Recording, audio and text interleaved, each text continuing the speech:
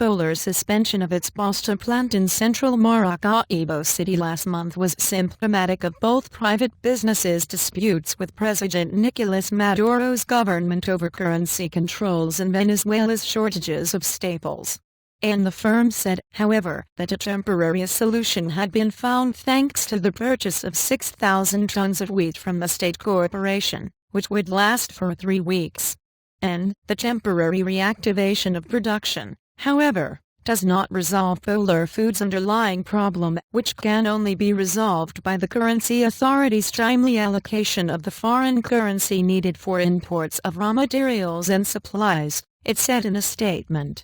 And companies pay local bolivars to currency board Cencoex, formerly known as Cadivi, to get US dollars for imports. And businessmen say the process is bogged down by bureaucracy, corruption and delays. Maduro accuses entrepreneurs of exaggerating currency needs so they can flip dollars on the black market for a healthy profit. And there was no comment from the government on Polar's statement on Saturday. And the company is famous in Venezuela for making the nation's top-selling beer and a brand of flour used for arepas, the grilled corn dough patty that is another staple food. And it also distributes Pepsi Cola in Venezuela.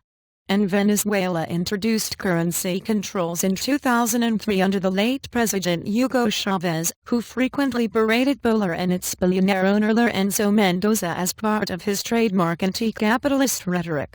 And Mendoza met Maduro in February in a high-profile televised meeting in which he and other business leaders appealed for greater flexibility and space for private enterprise in the running of Venezuela's economy. And Venezuelans have been suffering severe shortages of basic products from flour to milk for more than a year. And businessmen say the government has squeezed private enterprise while running state businesses incompetently, while Maduro says a capitalist elite engaged in an economic war are causing the shortages through speculation and hoarding. And Venezuela suffers the highest inflation in the Americas, with March's consumer price rise 4.1% and the annualized rate around 60%.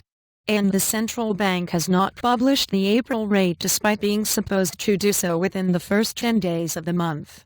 An opposition leader Enrique Capriles, who has leaked correct figures in the past based on his sources in government, said the April rate was 5.7%, taking the 12-month rate to 61.5%, and the worst result for the month of April since 1996.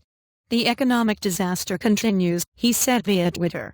And the Maduro government says 3 months of protests against him, many turning violent, have exacerbated inflation and also caused other disruptions to the OPEC nation's economy. And, reporting by Diego Oren and Rick Hawthorne, editing by Margarita